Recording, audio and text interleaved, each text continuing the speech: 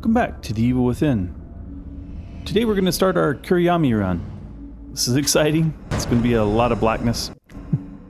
There's times that the game actually feels a little silly in the sense that you're looking at a cutscene that's almost entirely a black screen. So bear with those points. But there are also points where it's just absolutely beautiful artwork, where they highlight just exactly the right things that they wanted you to be paying attention to in the scenes. So, bear with some of the silliness of just exactly how dark it is, and be prepared for the really insightful and just great production in other spots. So it's kind of a mixed bag. I hope you enjoy it. We certainly enjoyed playing it. It wasn't quite as it didn't bring out the rage quit in me the way Akumu did, but it has its challenges. It definitely has its challenges. Do you stand with Mobius? I do. I made my choice.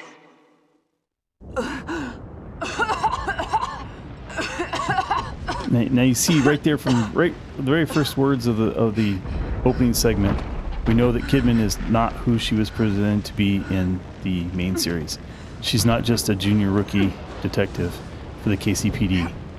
She's some sort of agent for a entity known as Mobius. We don't know what Mobius is yet. That's what we're going to discover here relatively shortly. At least we'll get some picture of what it is. Just to put in context, if you haven't watched the main game series, what you're seeing now is what would be happening at the end of chapter 1 of the main series, where Kidman, this is Juli Kidman, and we're going to play as Juli Kidman through the whole series, through the whole DLC series anyway. She was in an ambulance with Sebastian, her sergeant at the KCPD, so the person she reports to at KCPD. There was a Dr. Jimenez, and Leslie Withers, a mental patient, No blood. both from Beacon Hospital, and Officer anything. Conley was driving the ambulance. And Leslie was screaming, "Fall, fall, fall," and they went over a big cliff, and this is how she wakes up from that ambulance going over the cliff, is inside the ambulance, crawling out, and nobody Gosh, around. I wasn't alone. Where is everybody?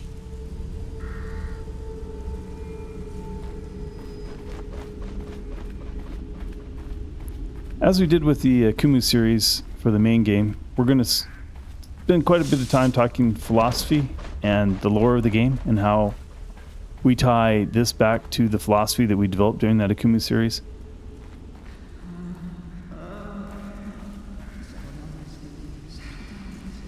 The main gist of that philosophical discussion that we were having was that life is 10% what happens to you, 90% how you respond to it. In the main game, what happens to you is fear. I mean, it's just overwhelming and in your face, very upfront.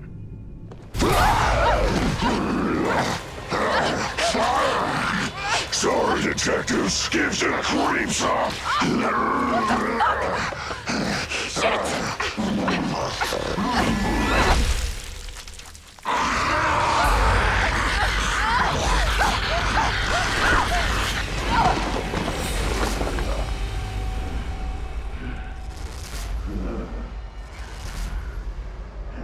There's plenty of fear in this episode too.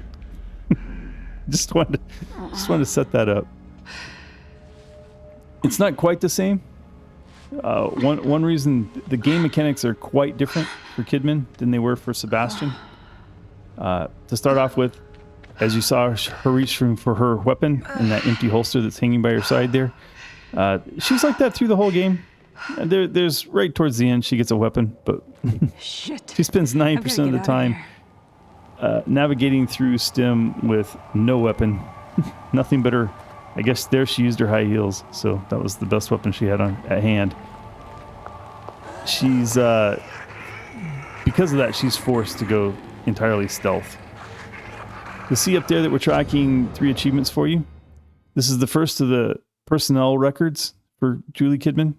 There are only 3 of them in the whole DLC. But you see what they're talking about here, since they're not voicing over it.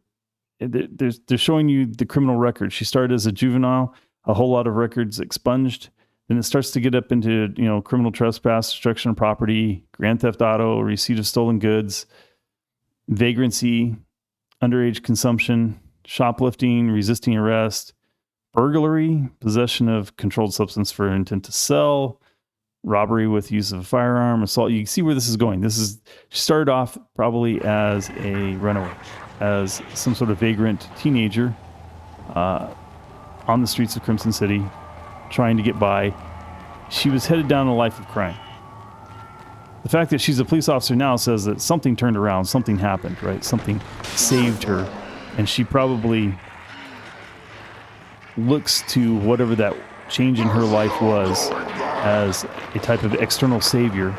That's something you'll recognize from the philosophy that we talked in the last game about. Just as we were saying, the life is 10% what happens to you and 90% how you respond to that. In the main game, the main emphasis was on fear, Ruvik generating fear, and where you placed your hope was your response. So 10% was fear, 90% was where you placed your hope. And we specifically, the third lock to the human psyche was consent. That if you place that hope externally, that consent, you inevitably have to give consent to somebody to have control over your life because you're looking for some external entity to save you. Leslie Withers. I'm sorry? Kid, I need you focused. I need your attention. This is a serious matter. Everything we do is a serious matter. I'm ready. I'd like to think so, but conviction must be proven with action. As I was saying, your target is Leslie Withers. He's a patient at Beacon Mental Hospital. But he's something more. Simply put, we need him to run our STEM system. Without this asset, our research will mean nothing. I don't understand. We own Beacon. Why not just take him? Our relationship with his advisor, Marcelo Jimenez, has become rather strained. The boy is a leverage piece. Jimenez plans to activate a STEM prototype at Beacon without our permission. Obviously, that's unsuitable. Have no illusions. It will be dangerous. Come, take a walk. The nurses are waiting.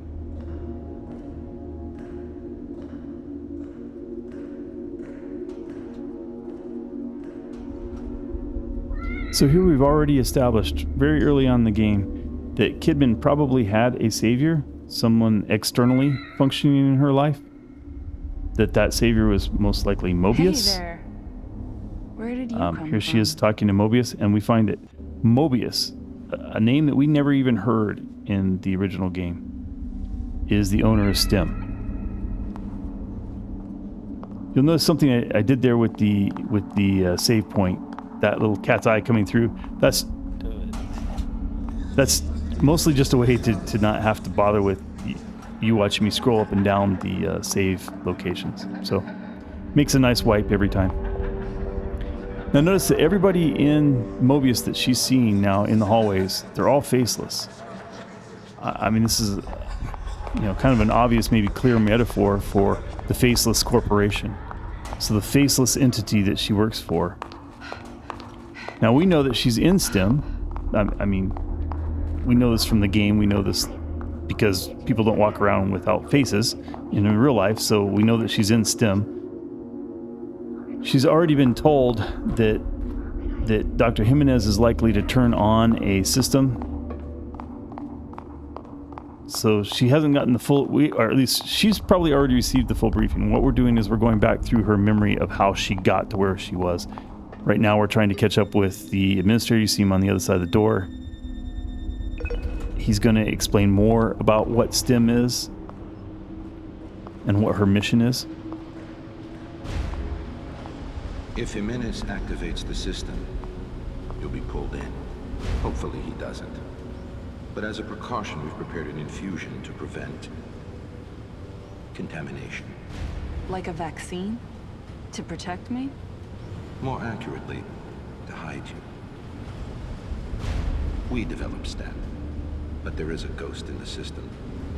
Something we call Ruvik. It means to keep us out. This infusion should protect you to some extent.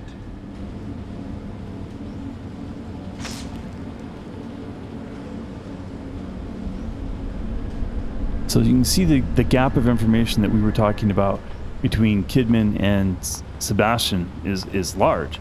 I mean, here right at the beginning of this, before she even gets pulled into Why send me STEM, alone? You won't be alone. You'll be with your team from KPD. You'll get a call on the radio reporting an incident at Beacon. Everything will be arranged. But their consequences of little value. In regards to your mission, they're expendable.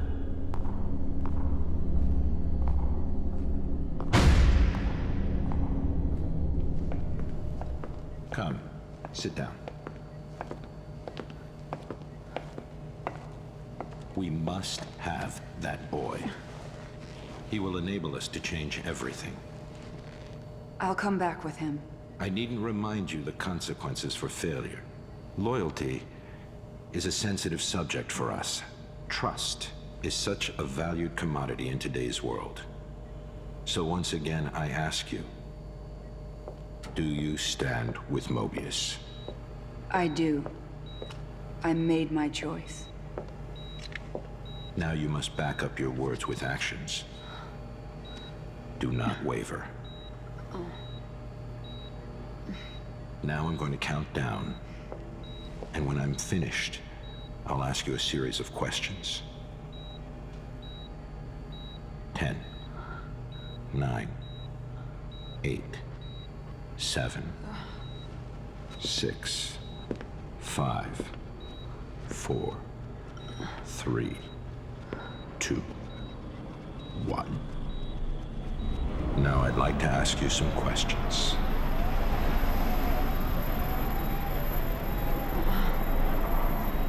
Have you ever felt abandoned by the ones you trusted?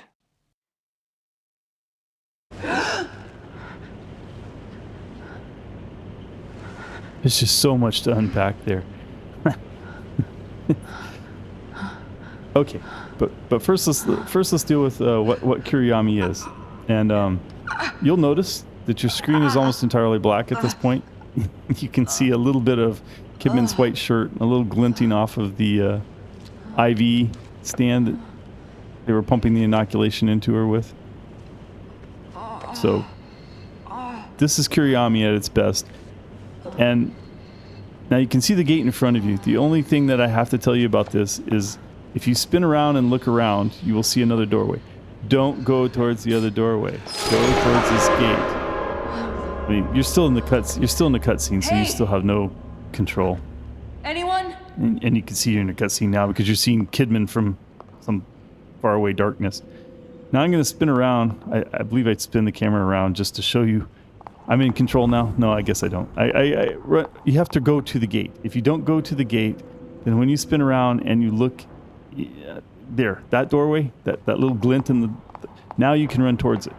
If you spun around before you get to the gate and you look at that, you were actually in a circular, and I'm going to show it here with the flashlight.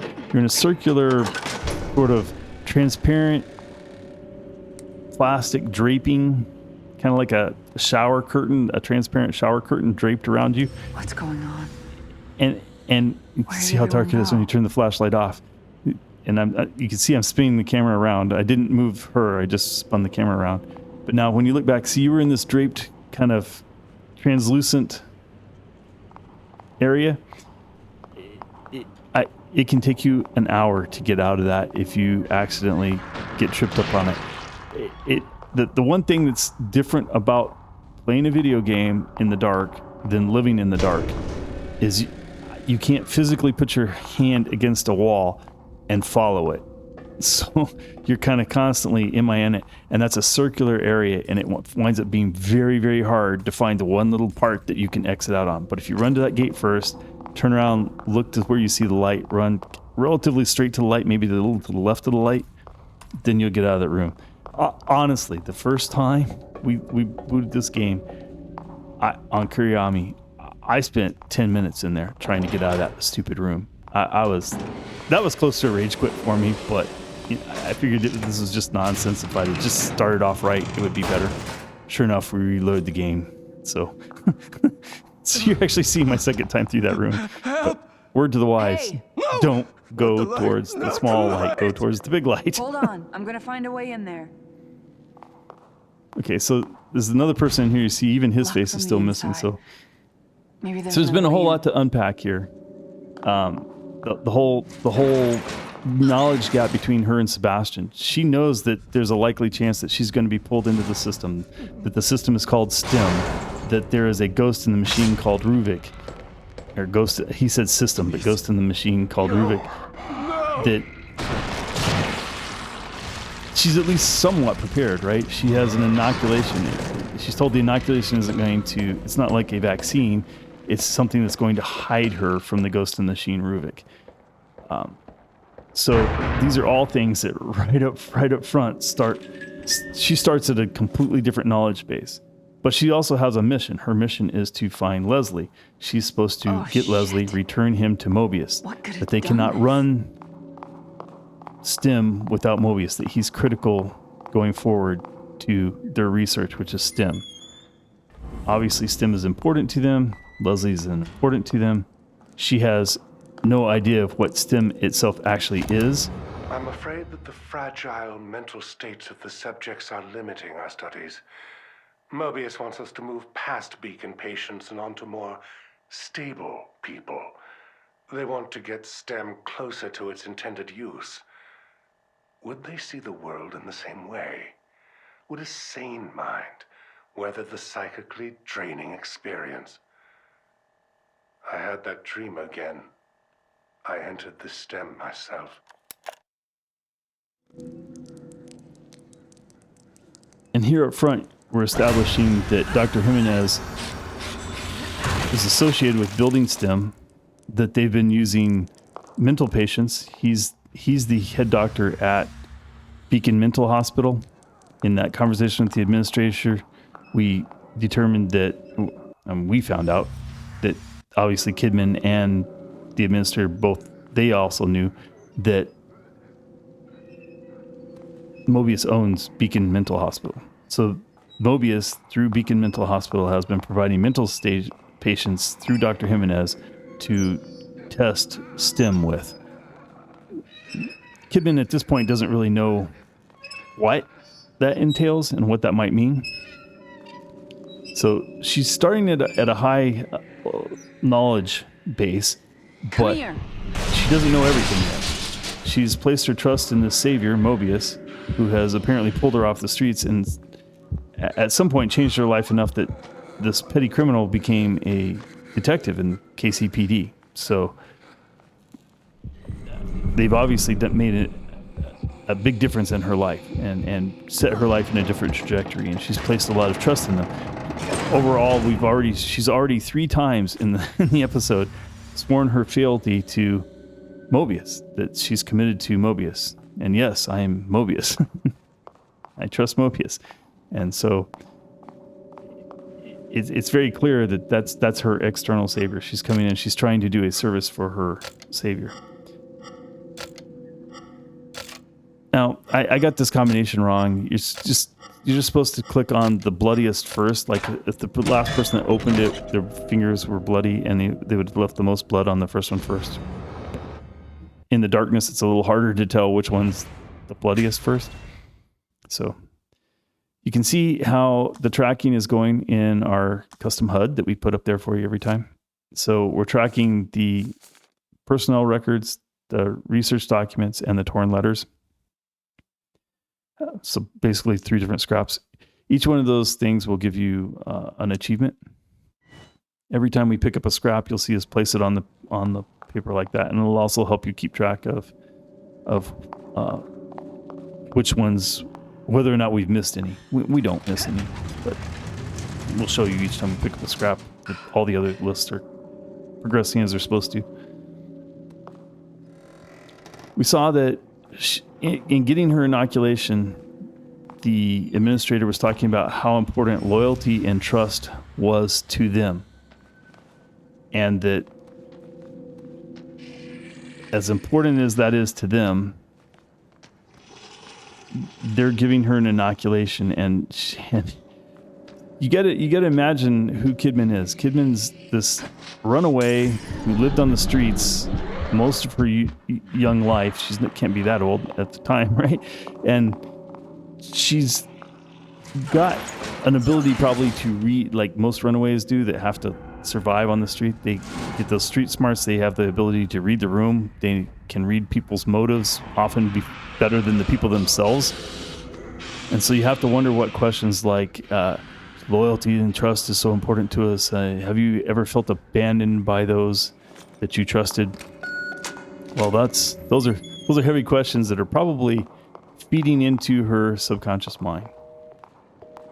As far as the philosophy of the DLC goes, what I want you to try to understand is that because she's shielded from Ruvik is not rendering her world as much as she is.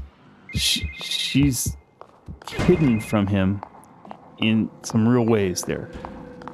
Therefore, her subconscious is probably more in control of her environment than, say, Sebastian's and those who were completely taken by surprise and not inoculated against it. And you see by making that phone call and trapping this haunted zombie inside that room, when it responds to the phone call, you get an achievement called the prank call for that. I just put that up there so that you would know it. We already had if nothing else, you saw us get it in the survival thing. So just throwing up the achievements as they pop up like that. Just even though they're not popping for me from the game perspective because I've already have them, but just so you know that would have gotten you that achievement. But her street smarts and her savvy of reading people is probably making a big impression upon her, and her subconscious, now that she's unconscious, her conscious mind is asleep, right? She's connected to STEM. So her subconscious mind is painting this world for her.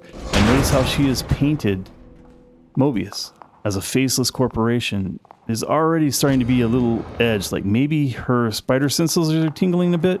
That maybe she knows something about Mobius that the rest of us don't know, or that she consciously hasn't admitted to yet. All right, well, that was our opening episode. There's still probably a lot to unpack that I didn't get completely unpacked. But we're going to leave you with this horrifying picture. And you'll have to come back next time to find out whether or not this shade lady is going to find Kidman in the locker. Hope you enjoyed it. Thanks for watching.